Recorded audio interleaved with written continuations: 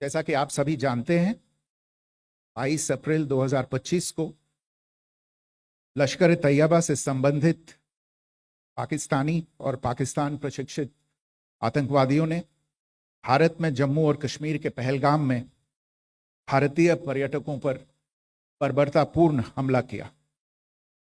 25 भारतीयों और एक नेपाली नागरिक को कायरतापूर्ण मौत के घाट उतार दिया गया। मुंबई के 26 नवंबर 2008 के हमलों के बाद यह भारत में हुई किसी आतंकवादी हमले में मारे गए आम नागरिकों की संख्या की दृष्टि से सबसे गंभीर घटना है। यह स्वाभाविक है कि पहलगाम में हुए इस हमले से जम्मू और कश्मीर के साथ साथ भारत के अन्य भागों में भी आक्रोश देखा गया। हमलों के बाद भारत सरकार ने स्वाभाविक रूप से पाकिस्तान के साथ संबंधों को लेकर कुछ कदम उठाए। आप सभी उन निर्णयों से अवगत हैं जिसकी घोषणा 23 अप्रैल को की गई थी। तथापि यह आवश्यक समझा गया कि 22 अप्रैल के हमले के अपराधियों और उनके योजनाकारों को न्याय के कटघरे में लाया जाए। हमलों के एक पखवाड़े के बाद भी पाकिस्तान द्वारा अपने क्षेत्र या अपने नियंत्रण वाले क्षेत्रों में आतंकवादियों की इंफ्रास्ट्रक्चर के विरुद्ध कार्यवाही करने के लिए कोई स्पष्ट कदम नहीं उठाया गया है। उल्टे वो इनकार करने और आरोप लगाने में ही लिप्त रहा है। पाकिस्तान आधारित आतंकवादी मॉड्यूल्स पर हमारी खुफिया निगरानी ने संकेत दिया है कि भारत के विरुद्ध आगे भी हमले हो सकते हैं। अतः इनको रोकना और इनसे निपटना दोनों को बेहद आवश्यक समझा गया। आज सुबह, जैसा कि आपको ज्ञात होगा, भारत ने इस तरह के सीमा पार हमलों का जवाब देने और उन्हें रोकने तथा उनका प्रतिरोध करने के अपने अधिकार का प्रयोग किया है। यह कार्यवाही नपीतुली, नॉन एस्केलेटरी, आनुपातिक और जिम्मेदारीपूर्ण है। यह आतंकवाद की इंफ्रास्ट्रक्चर को समाप्त करने और भारत में भेजे जाने वाले संभावित आतंकवादियों को अक्षम बनाने पर केंद्रित है।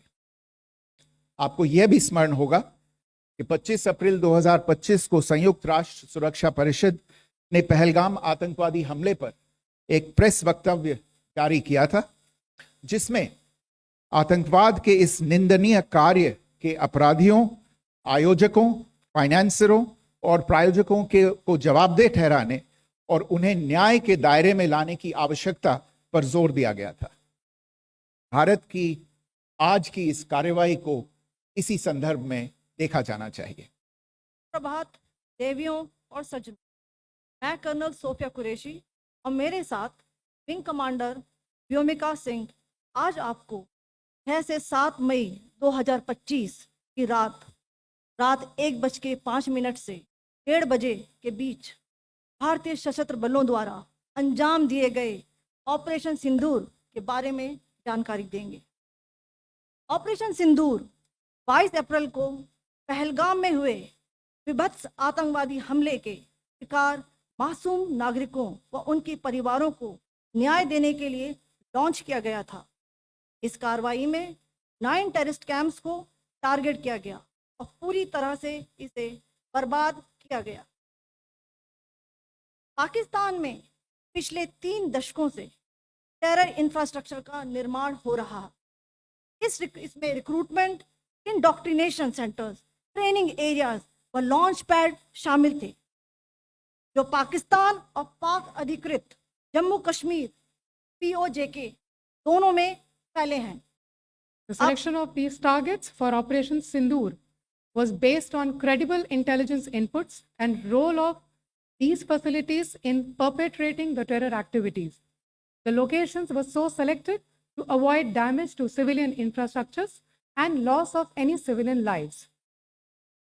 This was done with due diligence, and the camps selected for targeting and their engagement will now be shown to you one by one. POJK के टारगेट्स मैं आपको बताना चाहूँगी। सबसे पहले सवाई नाला कैंप मुजफ्फराबाद, जो कि POJK के लाइन ऑफ कंट्रोल से 30 किलोमीटर दूर है।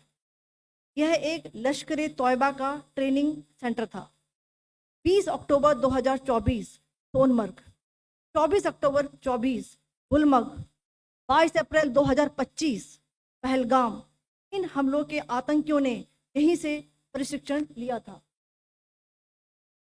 सैयदना बिलाल कैंप जफराबाद, यह एक जैश ए मोहम्मद का स्टेजिंग एरिया है। यह हथियार, विस्फोटक और जंगल सर्वाइवल ट्रेनिंग का केंद्र भी था। गुलपुर कैंप कोटली, यह एलओसी से 30 किलोमीटर दूर था। लश्कर-ए तोयबा का बेस था जो रजौरी, पुंछ में सक्रिय था। 20 अप्रैल 2023 को पुंछ में और 9 जून 2024 को तीर्थ यात्रियों के बस हमले में यहीं से आतंकी को ट्रेन किया गया था।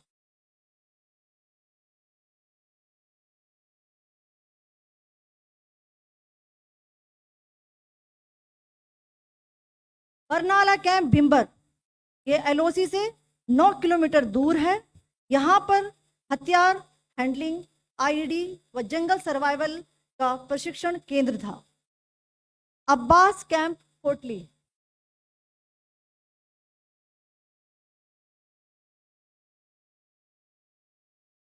यह एलओसी से 13 किलोमीटर दूर है।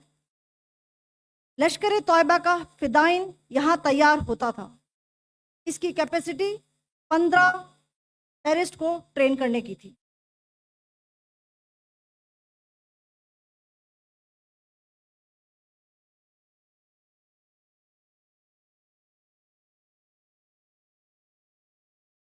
अब मैं पाकिस्तान के अंदर के टारगेट से अवगत कराना चाहूंगी।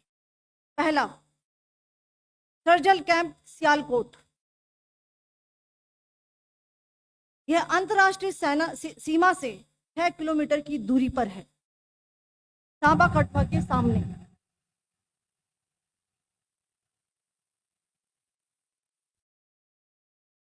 मार्च 2025 में जम्मू एंड कश्मीर पुलिस के 4 जवानों को जो हत्या की गई थी, उन आतंकवादियों को इस जगह पर ट्रेन किया गया था। दूसरा, महमूना जाया कैंप सियालकोट, यह 18 से 12 किलोमीटर आईबी से दूर था। हिजबुल मुजाहिदीन का बहुत बड़ा कैंप था। ये कठुआ जम्मू क्षेत्र में आतंक फैलाने का नियंत्रण केंद्र था। पठानकोट एयरफोर्स बेस पर किया गया हमला भी इसी कैंप से प्लान और डायरेक्ट किया गया था। मरकज ताइबा मुरीद के, यह आईबी से 18 से 25 किलोमीटर दूरी पर है। 2008 के मुंबई हमले के आतंकी भी यहीं से प्रशिक्षित हुए थे। अजमल कसब और डेविड हेडली भी यहाँ ट्रेन हुए थे।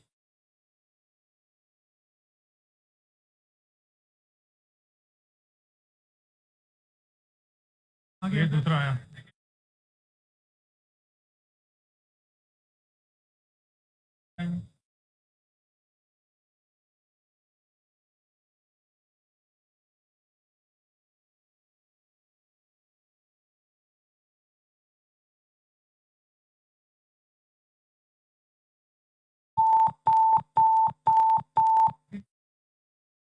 एंक्लोजर सेम ही है, just hit the target.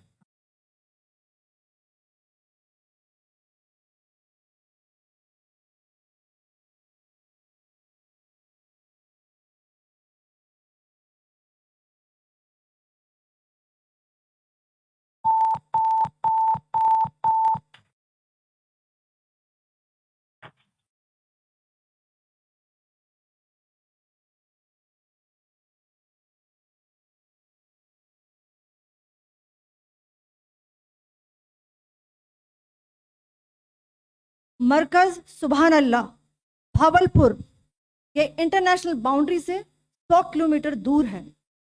Jaish ए मोहम्मद का मुख्यालय था। यहाँ पर रिक्रूटमेंट, ट्रेनिंग व इंडोक्ट्रिनेशन का केंद्र भी था। शीर्ष आतंकी अक्सर यहाँ आते थे।